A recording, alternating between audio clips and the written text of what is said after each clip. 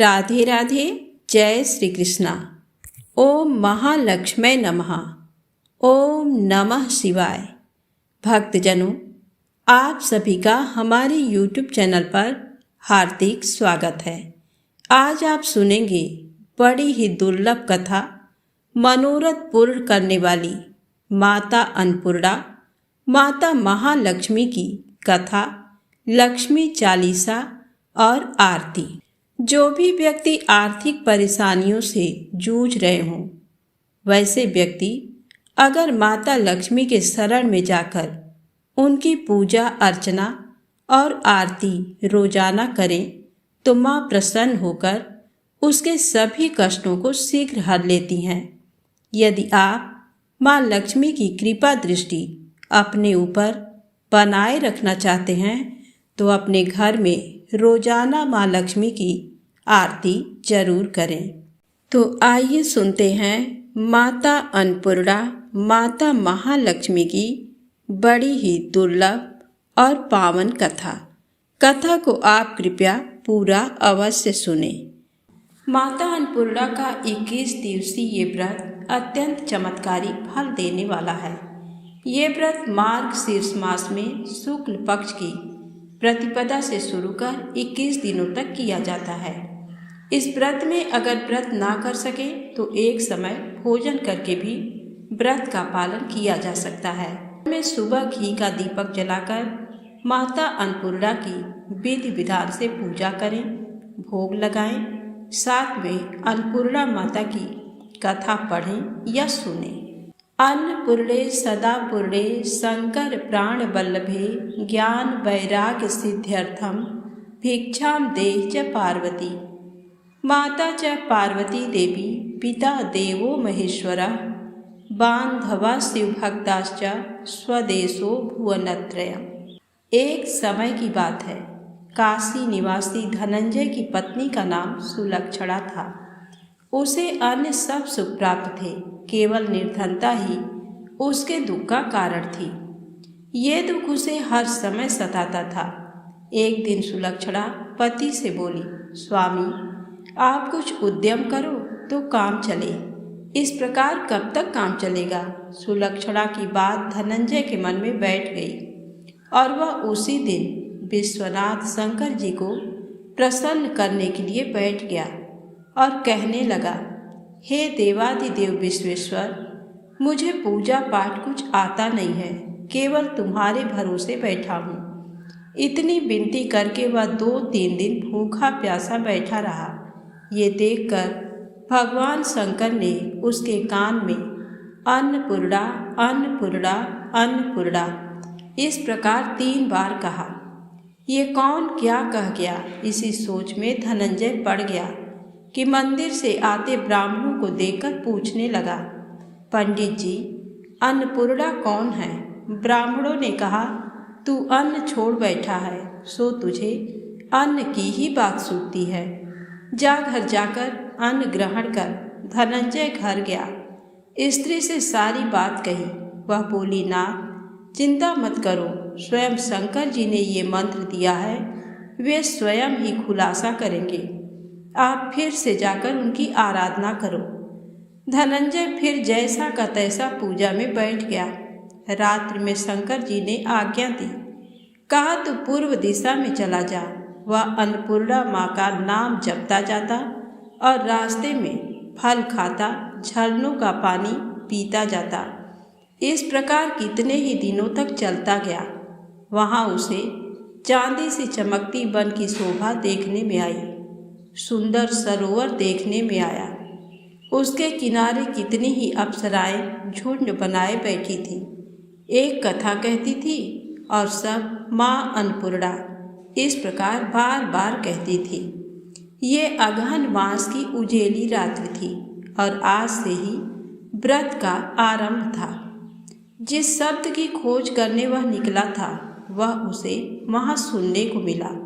धनंजय ने उनके पास जाकर पूछा, हे देवियों, आप ये क्या करती हो?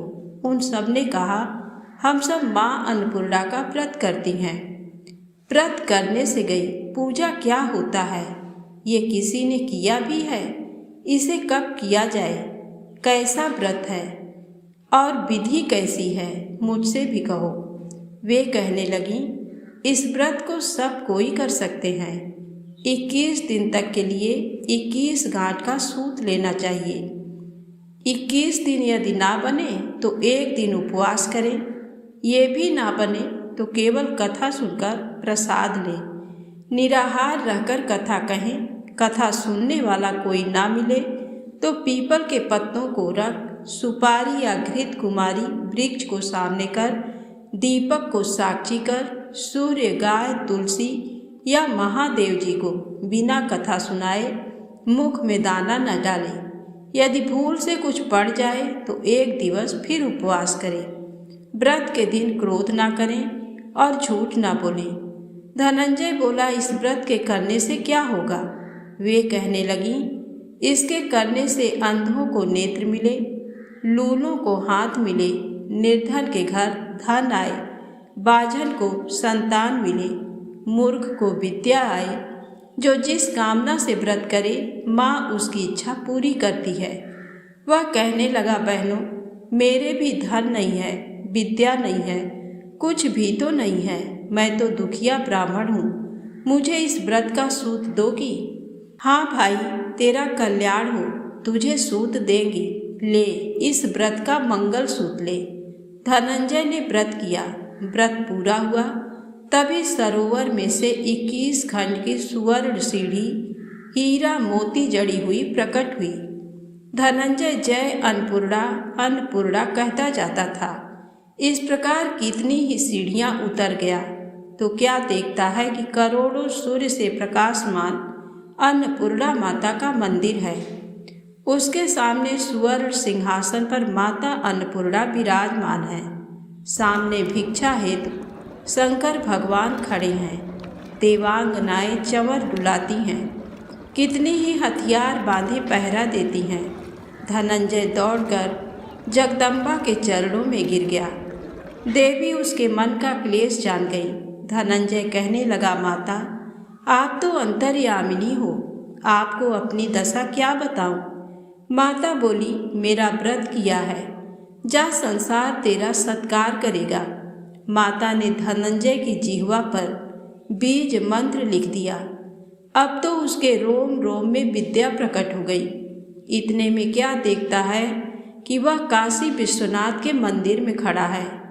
माँ का वरदान ले धनंजय घर आया। सुलक्षणा से सब बात कही।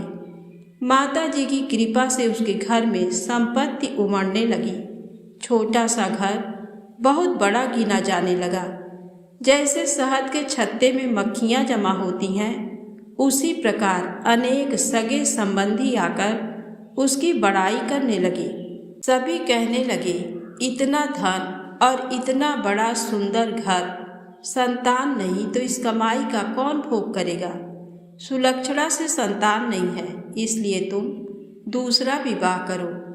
अनिच्छा होते हुए भी धनंजय को दूसरा विवाह करना पड़ा और सती सुलक्षणा को सौत का दुख उठाना पड़ा। इस प्रकार दिन बीतते गए। फिर अगहन मास आया। नए बंधन से बंधे पति से सुलक्षणा ने कहलाया कि हम व्रत के प्रभाव से सुखी हुए हैं, इस कारण ये व्रत छोड़ना नहीं चाहिए। ये माता जी का प्रताप है जो हम इतने संपन्न और सुखी हैं। सुलक्षणा की बात सुन धनंजय उसके यहाँ आया और व्रत में बैठ गया। नई बहू को इस व्रत की खबर नहीं थी। वह धनंजय के आने की राह देख रही थी। दिन बीतते गए और व्रत पूर्ण होने में 3 दिवस बाकी थे कि नई बहू को खबर पड़ी। उसके मन में ईर्ष्या की ज्वाला दहक रही थी। सुलक्षणा के घर आ पहुंची और उसने वहां भगदड़ मचा दी। वह धनंजय को अपने साथ ले गई। नए घर में धनंजय को थोड़ी देर के लिए निद्रा ने आ दबाया। इसी समय नई बहू ने उसका व्रत का सूत तोड़कर आग में फेंक दिया। अब तो माता जी का कोप जाग गया।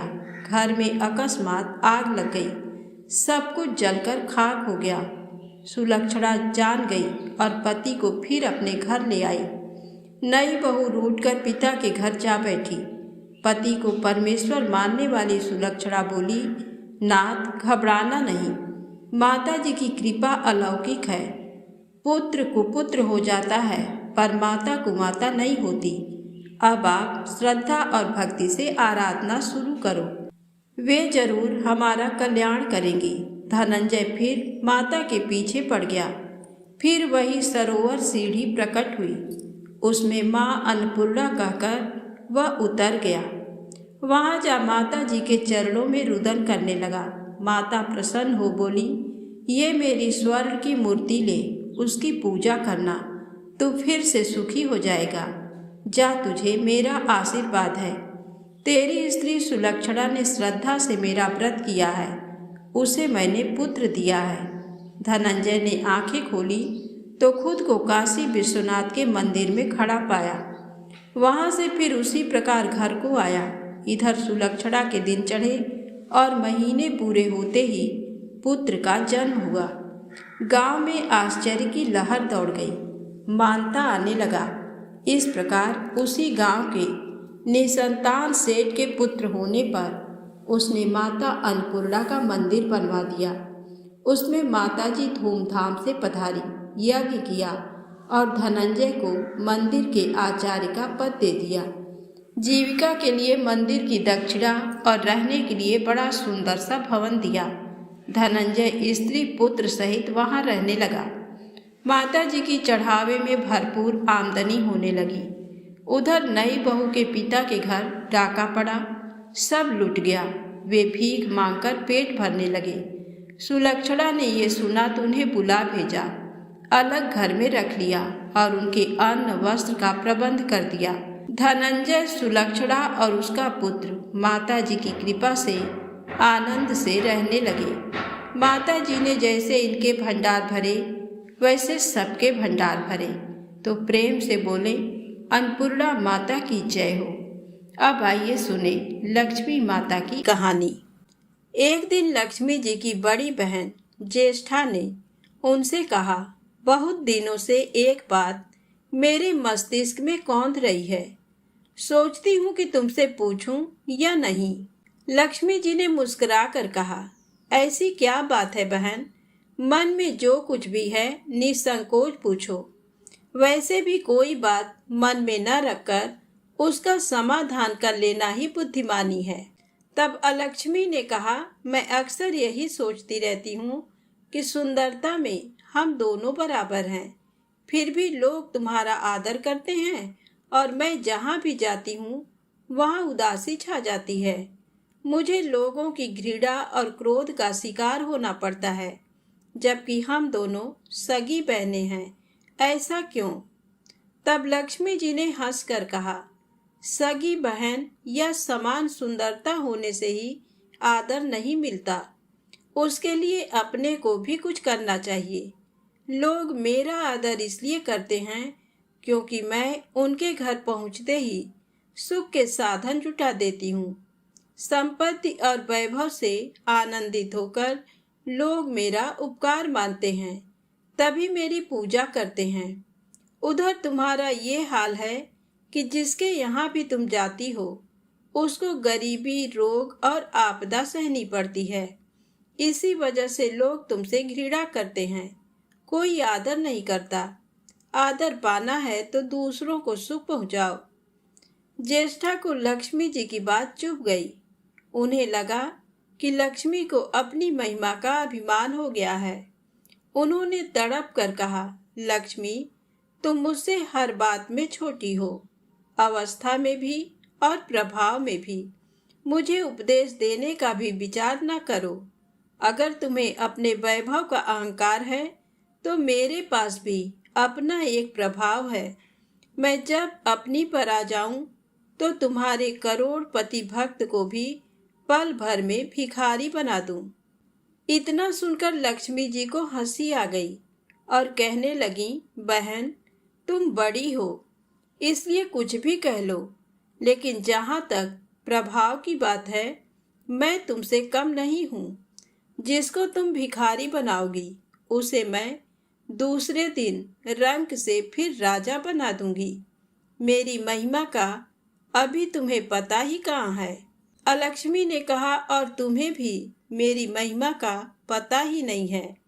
जिसकी तुम सहायता करोगी उसे मैं दाने दाने के लिए भी मोहताज कर दूंगी। लक्ष्मी जी ने कहा, देखो बहन, दाने दाने के लिए तुम उसे मोहताज कर सकती हो जिससे मैं रूठ जाऊं, जिसके सिर पर मेरा वरद हस्त ना हो, उसका तुम कुछ भी बिगाड़ सकती हो।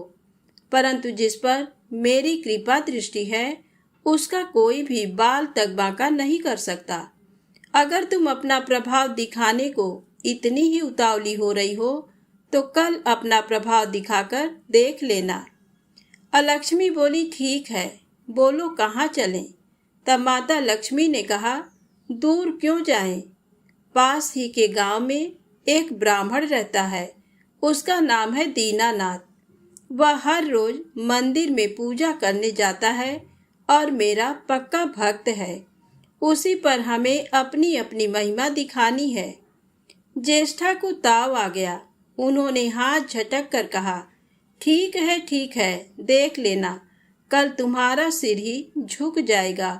कहकर वह एक ओर चली गईं। लक्ष्मी जी वहीं खड़ी बहन के क्रोध और अहंकार पर मुस्कुराती रहीं। दूसरे दिन दोनों बहनें गांव के विष्णु मंदिर में पहुंची। उन्होंने वेश बदल रखा था। साधारण स्त्रियों की तरह वे दोनों मंदिर के द्वार पर बैठ गईं। लोगों ने देखा तो अवश्य, लेकिन किसी ने उनकी ओर कोई खास ध्यान नहीं दिया।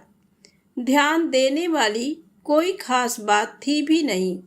वह मंदिर था और वहां हर रोज दीन दुखी आते जाते रहते थे।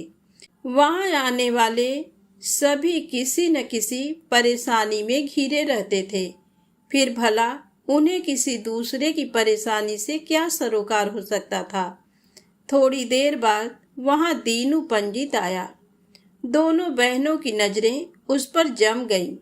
पूजा करके जब वह लौटने लगा तो ज्येष्ठा ने कहा, लक्ष्मी, वह तुम्हारा भक्त आ रहा है, बन पड़े तो कोई सहायता करो। माता लक्ष्मी ने कहा, हाँ करती हूँ। लक्ष्मी जी ने एक पोला बांस दीनू के रास्ते में रख दिया जिसमें मोहरे भरी हुई थी। ज्येष्ठा ने बांस को छूकर कहा, अब तुम मेरा प्रभाव भी देख लेना। पूजा करके लौट रहे दीनू ने रास्ते में पड़ा हुआ वह बांस का टुकड़ा उठा लिया। उसका विचार था कि वह किसी काम आ जाएगा। घर में 100 जरूरतें होती हैं। अभी वह पंडित कुछ ही आगे बढ़ा था कि उसे एक लड़का मिला। लड़के ने पहले पंडित जी से राम राम की, फिर बड़ी ही नम्रता से बोला, पंडित जी, मुझे अपनी चारपाई के लिए बिल्कुल ऐसा ही बांस चाहिए। दादाजी ने ये कहकर भेजा है कि जाओ बाजार से ले आओ। ऐसा बांस पंडित जी कहाँ मिलेगा? दीनू ने कहा, मैंने मोल नहीं लिया, रास्ते में पड़ा था सो उठा लाया। लो, तुम्हें जरूरत है तो तुम ही रख लो। वैसे बाजार में 1 रुपए से कम का नहीं है। लड़के ने चवन्नी देते हुए कहा, मगर मेरे पास तो ये चवन्नी ही है पंडित जी।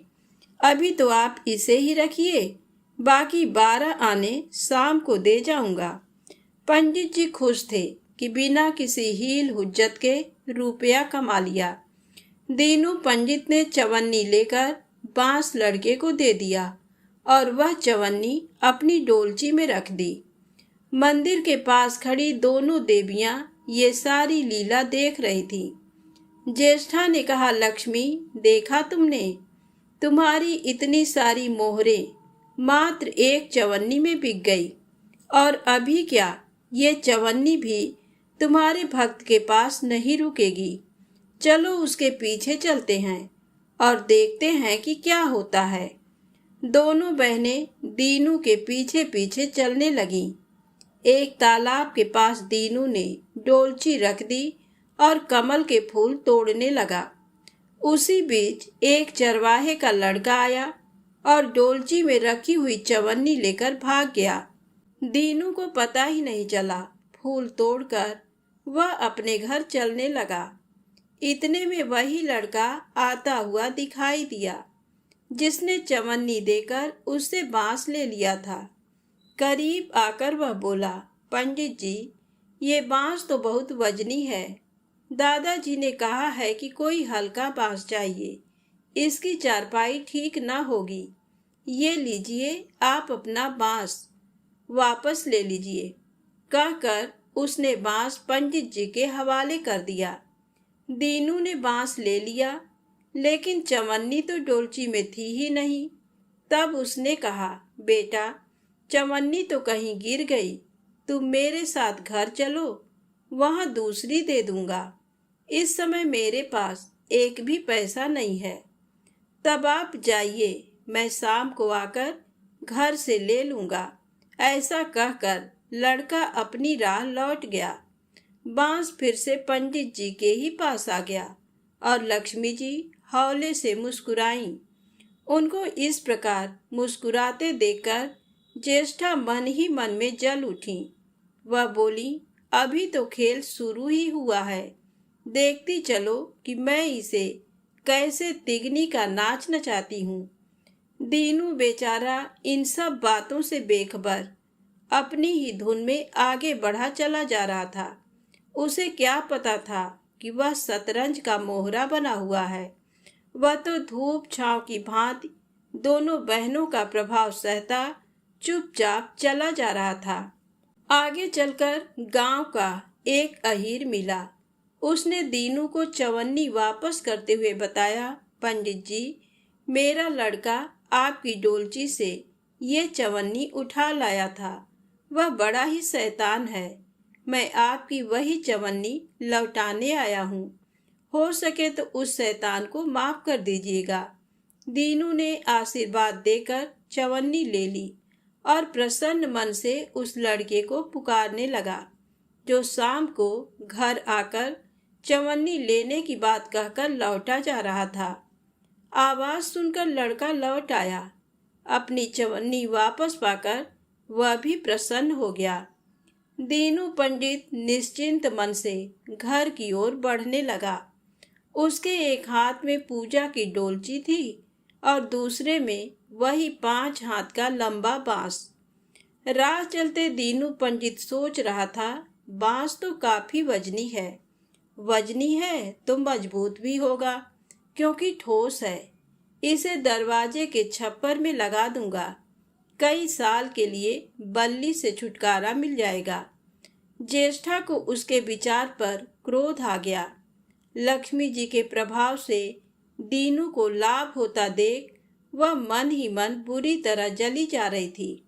जब उन्होंने देखा कि पंडित का घर करीब आ गया है, तो कोई उपाय न पाकर उन्होंने दीनू को मारने का विचार किया। उन्होंने कहा, लक्ष्मी, धन संपत्ति तो मैं छीन ही लेती हूँ, अब तुम्हारे भक्त के प्राण भी ले लूंगी। देखो वह किस तरह तड़प तड़प कर मरता है। और वह तुरंत सांप बनकर दीनू की ओर दौड़ पड़ी। लक्ष्मी जी को तनिक भी घबराहट नहीं हुई। वह उसी तरह खड़ी मुस्कुराती रही। सहसा दीनू चौंक पड़ा। एक भयानक सांप फन उठाए उसकी ओर झपट रहा था। प्राण तो सभी को प्रिय होते हैं, उपाय रहते कोई अपने को संकट में नहीं पड़ने देता। दीनू ने पगडंडी वाला रास्ता छोड़ दिया और एक ओर को भागने लगा, लेकिन सांप बनी ज्येष्ठा उसे भला कहाँ छोड़ने वाली थी।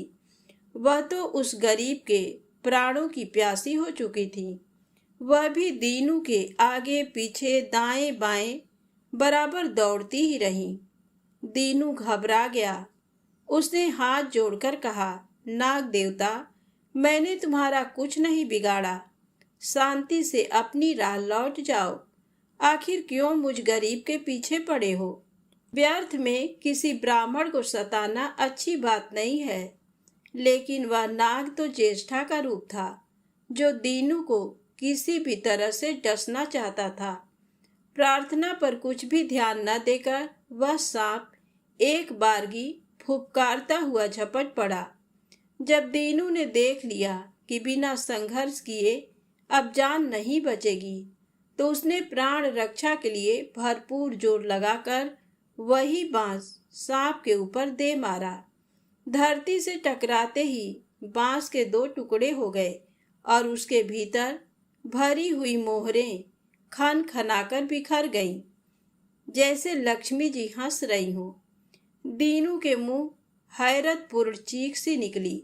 अरे, थोड़ी देर के लिए वह ठगा सा खड़ा आंखें फाड़े उन मोहरों की ओर देखता रहा। एक पल के लिए तो वह सांप को भूल ही गया, परंतु फिर जैसे उसे झटका सा लगा। सांप का ध्यान आते ही उसने उसकी ओर गर्दन घुमाई तो देखा कि बांस की चोट से सांप की कमर टूट गई है और वह लहूलुहान अवस्था में झाड़ी की ओर भागा जा रहा है। दूसरे क्षण वह मोहरों पर लौट गया और कहने लगा, तेरी जय हो लक्ष्मी माता। जीवन भर का दारिद्र्य आज दूर हो गया। तेरी महिमा कौन जान सकता है। चलो अब घर में बैठकर तुम्हारी पूजा आरती करूँगा।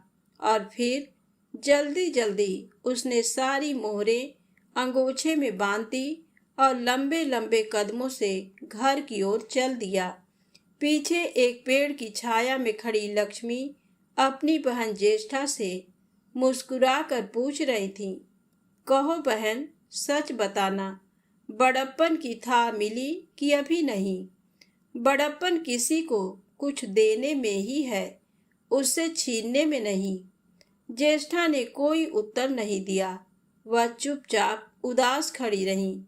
लक्ष्मी जी ने उनका हाथ पकड़कर कहा, फिर भी हम दोनों बहनें हैं, जहाँ रहेंगी साथ ही रहेंगी। आओ अब चले।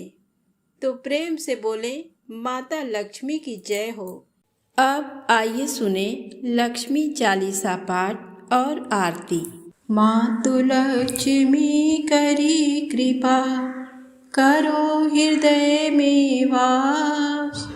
मनोकामना सिद्ध करी, पूर्वहु मेरी आस। यही मोर अरदास, हाथ जोड़ विनती करूं, सब विधि करो सुवास। जय जननी जगदम्बिका, सिंधु सुता मैं सुमिरऊं तोहि। ज्ञान बुद्धि विद्या दो मोहि, तुम समान नहीं कोई उपकारी। सब विधि पूर्वहु आस हमारी। जय जय जगत जननी जगदम्बा, सबकी तुम ही हो अवलंबा। तुम ही हो सब घट घट वासी, बिनती यही हमारी खासी। जग जननी जय सिंधु कुमारी, दीनन की तुम हो हितकारी। बिनवो नित्य तुम ही महारानी, कृपा करो जग जननी भवानी। केहि विधिया स्तुति करो तिहारी, सुध लीजय अपराध बिसारी।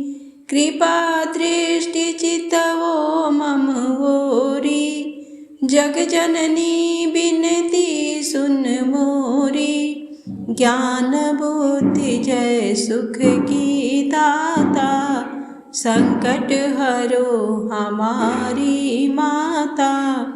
चीर सिंधु जब विष्णु मथायो, 14 रत्न सिंधु में पायो। 14 रत्न में तुम सुख राशि, सेवा कियो प्रभु बनि दासी। जब जब जन्म जहाँ प्रभु लीना, रूप बदलता सेवा कीन्हा। स्वयं विष्णु जब नर तनु धारा, लिन्हेउ अवधपुरी अवतारा। तब तुम प्रकट जनकपुर माही, सेवा कियो हृदय पुलकाहि, अपनाया तो ही अंतर्यामी। विश्व विदित त्रिभुवन की स्वामी, तुम सम प्रबल शक्ति नहीं आनी। कहला महिमा कहाँ बखानी, मन क्रम वचन करे सेवकाई। मन इच्छित वांछित फल पाई, तजी छल कपट और चतुराई। पूजहि विविध भांति मन लाई, और हाल मैं कहाँ बुझाई। जो यह पाठ करे मन लाई, ताको कोई कष्ट न होई। मन इच्छित पावे फल सोही, त्राहि त्राहि जय दुख निवारिणी।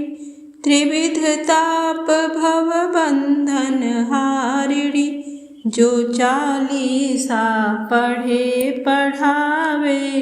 ध्यान लगा कर सुने सुनावे, ताको कोई न रोग सतावे।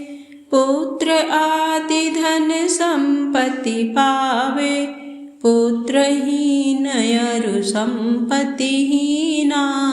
अंध बधिर कोढ़ी अति दीना, विप्र बुलाए के पाठ करावे। शंका दिल में कभी न लावे, पाठ करावे दिन चालीसा। तापर कृपा करें गौरीसा, सुख संपत्ति बहुत सी पावे। कमी नहीं काहू की आवे, 12 मास करे जो पूजा। तेहि सम धन्य और नहीं दूजा। प्रतिदिन पाठ करे मन माही, उन सम कोई जग में कहूँ नाही। बहुविधि क्या मैं करऊँ बड़ाई, ले परीक्षा ध्यान लगाई। कर विश्वास करे व्रत नेमा, होय सिद्धि उपजय उर प्रेमा। जय जय जय जय लक्ष्मी भवानी, सब में व्यापित हो गुण खानी। तुम्हरो तेज प्रबल जग माही, तुम सम को दयालु कहूँ नाही। मोहि अनाथ की सुधि अब लीजे, संकट काटि भक्ति मोहि दीजे। भूल चूक करी क्षमा हमारी, दर्शन दीजे दशा निहारी। बिन दर्शन व्याकुल अधिकारी, तुम ही अछत दुख सहते भारी। नहीं मोहि ज्ञान बुद्धि है तन में, सब जानत हो अपने मन में। रूप चतुर्भुज करके धारण, कष्ट मोर अब करऊँ निवारण। केहि प्रकार मैं करऊँ बड़ाई, ज्ञान बुद्धि मोहि नहीं अधिकाई। त्राहि त्राहि दुख हारिणी, हरो बेगी सब त्रास। जयति जयति जय लक्ष्मी, करु शत्रु को नाश। दास सदा धरि ध्यान नित, विनय करत कर जोर। मातु लक्ष्मी दास पर, करहूँ दया की को। ओम जय लक्ष्मी माता, मैया जय लक्ष्मी माता। तुमको निस दिन सेवत, हर विष्णु विधाता। ओम जय लक्ष्मी माता। उमा रमा ब्रह्माणी तुम ही जग माता। सूर्य चंद्रमा ध्यावत, सूर्य चंद्रमा ध्यावत, नारद ऋषि गाता।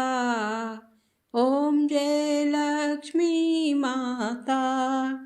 दुर्गा रूप निरंजनी सुख संपत्ति दाता। जो कोई तुमको ध्याता, जो कोई तुमको ध्याता, रिद्धि सिद्धि धन पाता। ओम जय लक्ष्मी माता। तुम पाताल निवासिनी, तुम ही शुभदाता। कर्म प्रभाव प्रकाशिनी, कर्म प्रभाव प्रकाशनी, भवनिधि की त्राता। ओम जय लक्ष्मी माता। जिस घर में माँ रहती, सब सद्गुण आता, सब संभव हो जाता, सब संभव हो जाता, मन नहीं घबराता। ओम जय लक्ष्मी माता। तुम बिन यज्ञ न होवे, वस्त्र न कोई पाता। खान पान का वैभव, खान पान का वैभव, सब तुमसे आता। ओम जय लक्ष्मी माता। शुभ गुण मंदिर सुंदर, क्षीरोदधि जाता। रत्न चतुर्दश तुम बिन, रत्न चतुर्दश तुम बिन, कोई नहीं पाता। ओम जय लक्ष्मी माता। महालक्ष्मी जी की आरती जो कोई नर गाता, उर आनंद समाता, उर आनंद समाता, पाप उतर जाता। ओम जय लक्ष्मी माता। जय लक्ष्मी माता, मैया जय लक्ष्मी माता। तुमको निस दिन सेवत, हर विष्णु विधाता। ओम जय लक्ष्मी माता। प्रेम से बोले महालक्ष्मी माता की जय हो, अन्नपूर्णा माता की जय हो।